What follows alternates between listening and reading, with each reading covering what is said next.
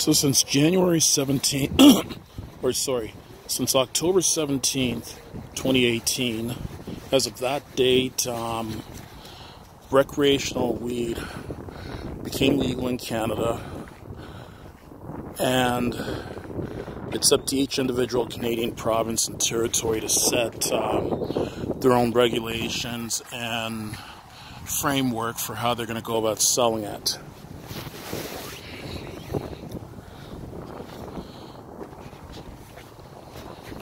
So here in the province of Ontario, what they've decided to do is right now, for the time being, until April 1st, 2019, you can only buy weed in Ontario, Canada, online from the Ontario Cannabis Store. But as of April 1st, they're going to allow private retailers to sell it. So what they've done is they did a lottery system where from earlier on this week, for 48 hours, they allowed people to express an interest in setting up cannabis stores.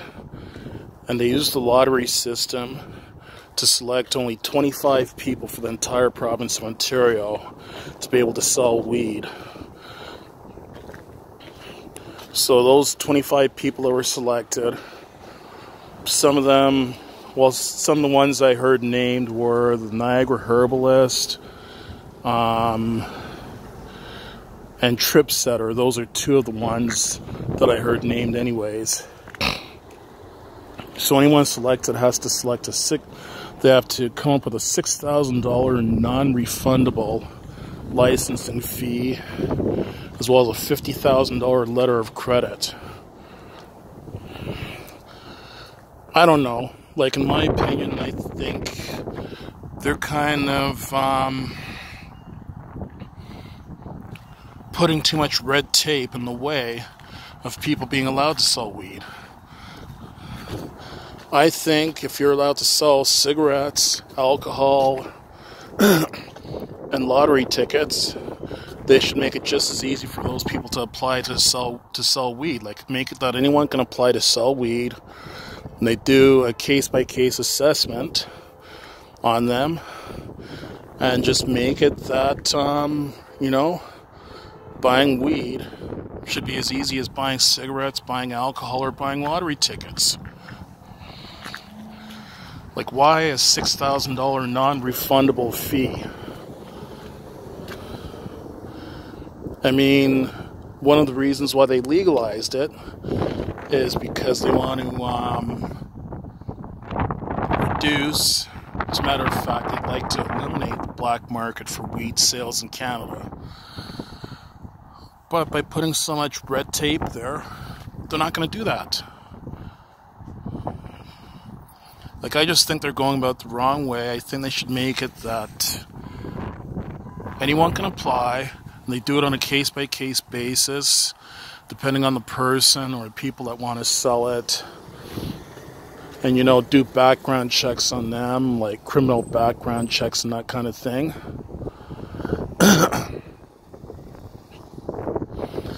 And just make it easier to be able to sell it.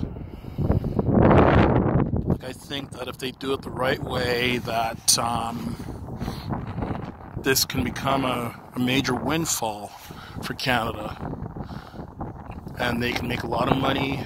Lots of people can make lots of money off it,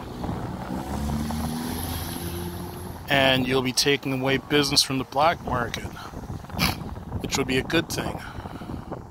I don't know, I just hope that, I just hope the government doesn't screw it up. Like, take a good thing and turn it into a bad thing.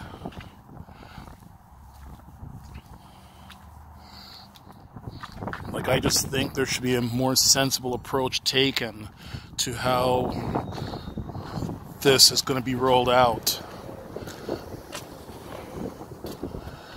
I don't know. Only time will tell, but it'll be interesting to see how this all unfolds. And another thing, too, is that provinces and territories are free to set their own age for weed sales. At 18, you're an adult, so I think 18-year-olds right across Canada should be allowed to possess and use recreational weed. And I think that should also include edibles as well, too. And another thing, too, we as Canadians have known for quite a while that recreational weed was going to be legalized. Why the hell did the province of Ontario drag their feet so long and not have the infrastructure in place so that people could go into retail stores and buy weed as of October 17th, 2018? Again, I hope the government doesn't screw it up, but then again, I don't have any faith in Doug Ford, our premier, because I think our premier, Doug Ford's an idiot.